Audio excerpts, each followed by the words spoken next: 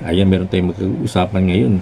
Meron tayong nakuhang balita at meron nang namumuo, no, at nagsama-samang mga grupo na kung saan binubuo na, mga kababayan, yung tatawag na people power. Parang papatalastik na itong ating Pangulong si Bongbong Marcos, mga kababayan. Ayan, meron akong video ipakikita sa inyo na kung saan nagsalita si Ka Eric na meron silang binuong grupo, kasama ito yung PDP Laban, ano, at mga ibang grupo na kung saan binuo ito para mabuo nga yung people's power, mga kababayan. Ito, pakinggan natin si Ka Eric. Kaninang umaga po, mga alas 10 ng umaga, nagkaroon po ng media briefing. Ang grupo na karamihan po ay binubuo ng mga sectoral leaders na kaanib at naglilinya po sa PDP Laban. Subalit hindi exclusive sa PDP Laban. Halimbawa po kanina nandun si Attorney Jimmy Bundok, Attorney Israelito Torion, si Attorney Topacio, Attorney Manny Luna, at nandun din po si former political advisor ni Pangulong Duterte, Jing Paras. Nandun din po si Mayor Mike Rama ng Cebu City, dati na alkalde, at ganoon din po si Ginoong Ronald Cardema at Greco Belhica.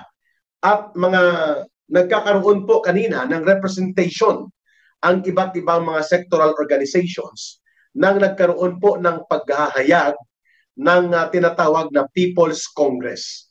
Ang People's Congress po ay may layunin na magtipon at mabuo ang mga sentimiento ng taong bayan upang magkaroon ng paghahayag, pagrereklamo at mga pagbubunyag sa kung ano at gaano ang lalim at lawak po ng mga nangyayaring pandarambong at mga pagnanakaw sa pundo ng mamamayan. Hindi lamang po itong mga iskandaluso at maanomaliyang mga flood control projects. Pangalawa po sa layunin nitong People's Congress ay manawagan ng pagbubuo ng totoo at tunay na independent anti-plunder and anti-corruption commission kung saan ang mga mamamayan po ay involved sa pagkakaroon ng lantad at hayag na mga pagbubunyag at pagbubuo ng mga posibleng kaso ng pandarambong sa mga involved, hindi lamang po ang mga criminal contractors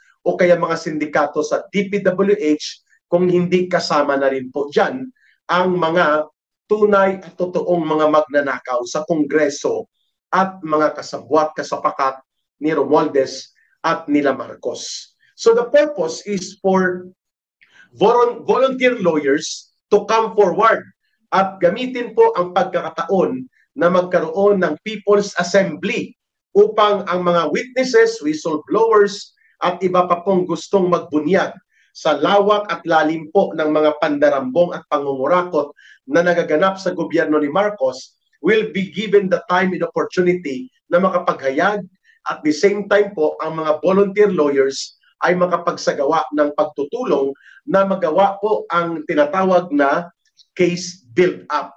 Ayun.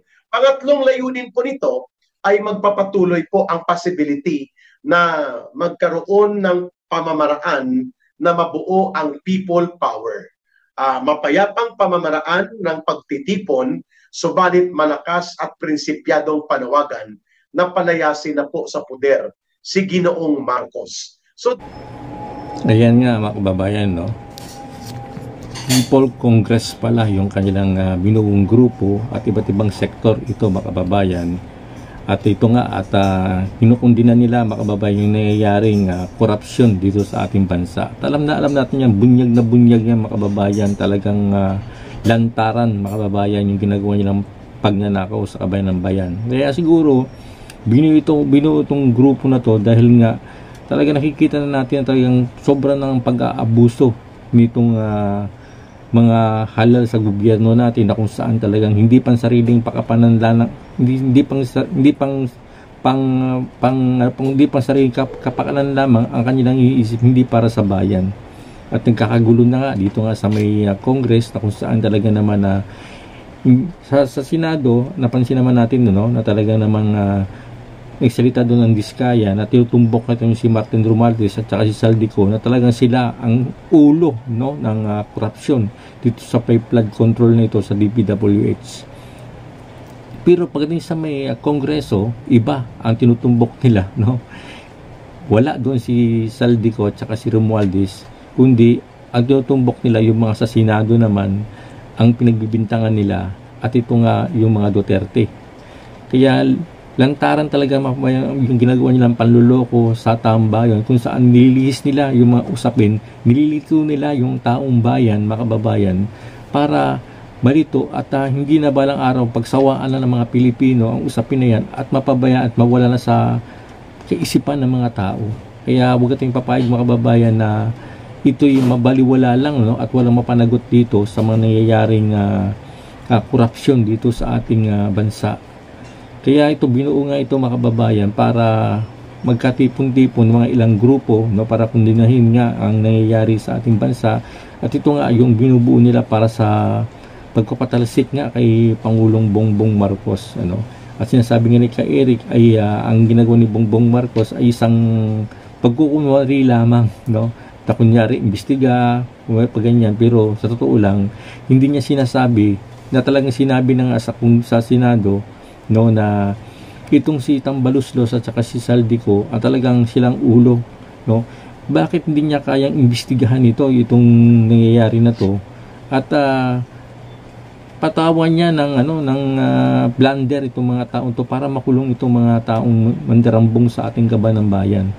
At sinasabi ko to, hindi lang pa sa sarili ko to, at marami nakakaalam nito, at hindi na maraming mga Pilipino. Ito nga nabubunyag na sa Senado. At nakakalungkot nga dahil sa pagkakataon ng araw ng Blue Ribbon Committee ay mayroon pang nabubuo, no, na kudita sa Senado na kung saan pinatalsik nga itong si Chis Escudero. At ang Blue Committee na si Senador Marcoleta ay nawala na rin sa Blue Ribbon. Pinalitan siya ni Senador Ping Lacson, ano. At hindi at alam po anong mangyayari sa investigasyon nito. Baka magkaroon ng cover up at balang araw ay mawala ang pinaglalaban natin bilang isang Pilipino na nagbabayad ng buwis, no, para mapaayos ang ating bansa kung saan kinukurakot lang, ninanakaw lang ito ng mga ilang mga politiko. Kaya dapat, mga kababayan, ay magkaisa na ang bawat Pilipino, no, tayong mga Pilipino na nagmamahal sa bayan, magkaisa na, no, na huwag nating hayaan na dumating ang panahon na mamulat na lang ating mga mata na ang Pilipinas ay talagang lugbok na sa kahirapan. Kawawang-kawawa ang ating mga susunod na mga henerasyon, mga apo anak natin, na kung saan sila ang magsasuffer ng lahat ng ito. Kaya sa ating mga kababayan na patuloy na nabubulag, no, sa mga ginagawa ng mga politiko, binabayaran para iboto sila, mga kababayan, buksan natin, isipin natin, huwag natin tayong pumayag na dahil sa konting salapi lamang ibibenta natin ang boto natin, at pag nanalo na itong mga politiko ito ay sasamantalahin na, mga kababayan, yung kanilang interest, no, para nakawin ang paban ng bayan. Totoo lang, mga kababayan, maraming politiko na talagang sila ang nagpapahirap sa ating bansa, no. Sila ay mga politikong itong mga tiwali na to, sila ang talagang nagpapahirap sa ating bayan. Kaya pag ito'y patuloy na binoboto natin at inilagay sa pwesto, ay darating ang panahon na talagang malulugmok ang Pilipinas. Kawawang-kawawa tayong mga kababayan. Kaya piliin natin mga halal natin sa darating na mga eleksyon, at maging mawise tayo, maging matalino tayo, at hindi lang sa ginagawang kunting salapi lamang ay mabubulag na tayong mga Pilipino. Ayan. At ito nga, sinasabi ni Ka Eric, every Friday pala, tinatawag na Black Friday, ay magkakaroon ng mga kababayan, magkakaroon ng sa EDSA Shrine, no? Sa EDSA Shrine magkakaroon ng ng parang rally diyan every Friday 5 PM ng hapon. Kaya imbitadong lahat, mga kababayan, na mga bawat Pilipino, no, sa landan panig kayo, ay inibita na makiisa sa sa pagtitipon nito. Ito'y peace rally, mga kababayan, hindi man to para madahas na rally, kundi ito'y mapayapang pagtitipon para may pahayag natin ang katotohanan na naramdaman ang nangyayari sa ating bansa. May imulat ang bawat isipan ng mga Pilipino upang maging maayos ang ating bansa, mga kababayan. Ayan, hanggang dito na lang, mga kababayan, ang ating update dito sa ating nangyayaring usapin nga patungkol dito sa may nagbumuong grupo na people sa initiative ba to, kababayan, ganun, no? At kaya ito, ganito na ating video, mga kababayan. Kung bago ka rin sa aking channel, please like and subscribe para updated ka sa aking ginagawang upload video. Bye bye po and God bless.